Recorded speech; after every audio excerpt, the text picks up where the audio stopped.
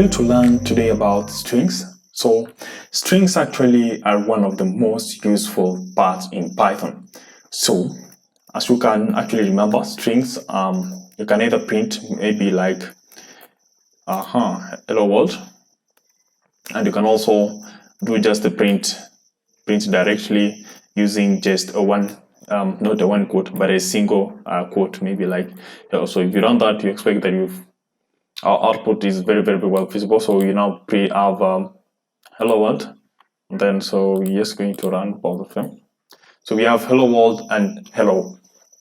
So we want to see how we can perform operations using our strings. So the first thing we are going to do is we want to see how we can print strings in multiline, not multi-line, but in multiline. So maybe like we want to print not strings but comments. So or even strings. So you can say maybe like, so for you to print actually strings in multiline, so you have to use triple double quotes, or maybe a single triple quotes. So you can say something like, hey Python, this is multiline. So if you now run this, Python will print it exactly as you have just specified in your emulator. So we want to see how we can access some of the elements in a string. So this is actually very useful, especially if you only need to like modify some certain part in your string. So let's say let's now declare maybe a string. So let's say my name is like Teams. So let's just assign it into a variable name. So let's say this is like the first name. Then we have a second name. So our second name is Owen. It's being assigned to a variable called second name. Now, once we have that ready, we can access the first element using indexing. So indexing allows us to access an element. So, and remember, indexing always starts from a 0. So let's say we want to access the first element of the first name. So we are going to call actually our indexing. So we're going to say we want to access the first name, that's index number 0. So indexing, remember, starts from 0, moves to 1, 2, and 3 instead of 1, 2, 3, and 4. So it actually moves that. So let's say we want to print our first name. So for you to use indexing, you have to use the opening and closing square brackets. So you're going to put here the first element, the first index. So to access the first index, that's t, you use a 0. So once you run that, you find that t is printed. Now, what if you want to access the last element like z? So to do that, Python allows you to use the -1 operator. So clear my output, then I'm going to run. So you now find that we have accessed teams. That's the last character, so that's z. Now, let's see now for scenarios whereby maybe you want to print from I to like only I and M. So let's say my name is Teams, so let's just add Owen here so that it can be a little bit more of clear. So I'm going to clear my output. So maybe I want to access from index 0 to Z. So remember, indexing always actually is n-1. So if I want to access up to index number Z, so I'm going to say 0, 1, 2, 3.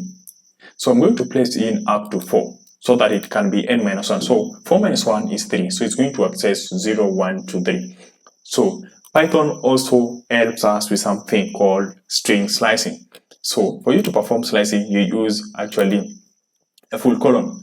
So if I now run this, this will print the entire variable. So let's see that. You see now it's Teams on. So when you have this without anything, you're telling Python print from start to the end. Now to access only the first name, so we're going to first get our index. So that's from 0 to 0, 1, 2, 3. 0, 1, 2, 3. Then you add 4 because indexing is always n-1. So you're going to place 4 there. Then I'm going to clear my output. I'm going to run it. So you now find that we have teams. So what could have happened in a scenario whereby we want to only access using 1, 2, 3, and 4. So let's say we've just realized that it's 0, 1, 2, 3. So if you now place your 3, it will be n minus 1. So that will only print team because the indexing you specified didn't include n minus 1. Now, so what happens? So in this scenario is we are telling Python print from start up to index number 3. So if you want now to maybe like tell Python to print from certain index, so let's say from Z. So we're going to say print from character number 4 all the way to the end. So you're going to say, so you now say that it's printing Owen. So it has included this space. So our fourth character is a space. So if you count 0, 1, 2, 3, then we have the spacing 4. So what could have happened in a scenario whereby we didn't have this space? So let's see. So I'm going to actually run that. You see now that we don't have this space. So I'm going to increase my output. So you can realize there's this space, and from this part there's no space. So to make it clear, so let me just add an underscore here, teams underscore Owen. So let's now run the program and see if that will work. So I'm going to Control Alt N. So you see that it now starts from an underscore. That means it included, earlier on it had included the spacing. Now, let's say we want to print from which character now? From the first character to the end. So it's just like specifying from index 0. It's just like leaving it on a full semicolon. So that will print the entire stuff. That's teams Owen. So the next thing we now want to do after we have accessed and also after we have done slicing is we want to see how we're going to format all this, and then we're going to also see like the methods and how we could just like maybe replace some characters. So we're going first to do something called string formatting. So this is a way or a formula of which we're going to format your strings. So let's say we want to now print we want to emphasize on something using the square bracket. So maybe like you want to emphasize on the brand Owen. So we want to make Owen be printed in this square bracket. So in the first, in a quick example, we can just say inside the double quotes, print, then you can say Owen. So if you run that, you see that Owen has been actually emphasized with a square bracket. But there is a more simpler way than doing it using this print, of which it has not in the first place included the variable name that we have assigned it.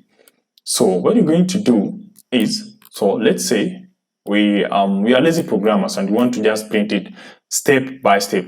So you're going to say my name is, then so a space there, concatenate it is, then pass in name, first name, then we concatenate it with this, then a square bracket, then another concatenation, then second name, then we concatenate it again, another square bracket with another closing, then we also now like okay, so it's my name is James, then Owen now in the square bracket. So maybe like welcome. So let's add another one. So for us to now add another string, so you can say welcome. So this is actually a bad practice when it comes to string concatenation.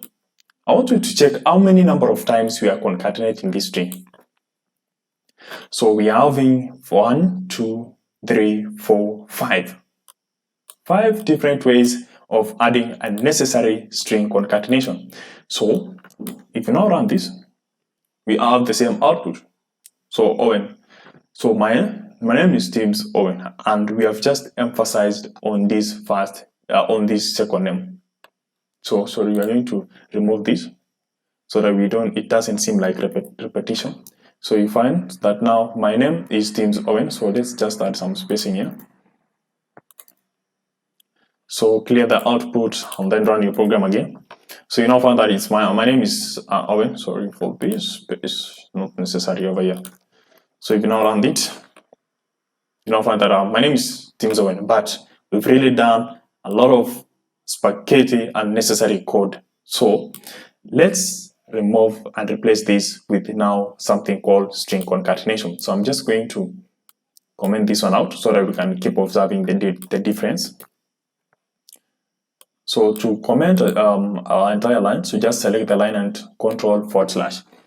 Now, to achieve, we can achieve the same thing using something called f-string formatting. Then we have the square bracket formatting. Then the other one is we have the, okay, let's call it the f formatting again. So with this one, we have the dot format. The dot format, and then we now have the f-string way of formatting. So we're going to discuss these methods before we now move into also other parts of formatting. So let's just delete this one because anyway it's unnecessary. It's not a good practice as a developer. Now, when you have this, so we're going to start with the first one. So we're going to say print. Then the first character that appears there is f. And then you place now what you want to print inside there. So once we are using these formats, so we're going to actually like specify your name inside. So like my name is, then opening and closing. Then you now pass in your first name here, your first name, and then so that's my name is Teams. Then you just add directly the square brackets, and then you now format here the second name. Now, once this is done, I want you to look at the different parts. I wish I had not deleted that one. So you remember there are a lot of plus concatenation that we had. So this is just very simple. So you're going to say welcome. Then immediately after that, then you add a comma. So, and remember it follows the order. So this must be that one. So if you double click now, you find that it's the same thing. So the second name, you find that now is here. So we're going to pass in the first name, comma, then second name. So this is how string formatting works, the f-string formatting. You don't have to have a lot of string plus concatenation, a lot of plus signs. So too many crosses in your code. So once you run this, you now see that this the program is already here. So there was just an area. So I placed the wrong right closing square bracket. So once you run it again, you run your program, Ctrl-Alt-N, clear my output. Is it going to run it? So you now find that my name is Teams Owen. So Teams Owen emphasized. So welcome. So okay, so it now prints welcome. So the next way of formatting your, okay, my name is Teams Owen, so it's printing twice or what? What am I seeing? Yes, it's now printing twice. So let me just run that without debugging. Great, it's building. So welcome Teams Owen. So I'm going to clear this, and then we are going to figure out my name is first name, second name, welcome. Oh, sorry, we are trying to reprint the same thing. We are repeating ourselves here. So once so what I was trying to explain was the dot format one, so don't fall about that. So this is how the f-string format. So it's very simple. You just have to use the f starting with the f, then you pass in the variable names inside the opening and closing curly bracket. So the first one here and the second one here. So the next way of formatting these strings is using the now string formatting. So you're going to say my maybe user name so that you can observe the difference. So I forgot my double opening and closing brackets, but double quotes. So my name is done. We open this one. So that will now say that we want to input in the name. So the first name. Okay, so my name is, then the other one was we placed Owen, we placed inside here, and then we print welcome. So this one uses the dot format. Sorry, no, not here, inside here, the dot format. So what this method takes is in the first name. So I'm going to say first name, comma, second name. Now I'm going to run the program again. You now see that my username is Teams Owen. So Owen has been emphasized. So the dot format way of string formatting only takes in empty parentheses, the opening and closing curly brackets. But this one, the F string one, directly takes in the variable names.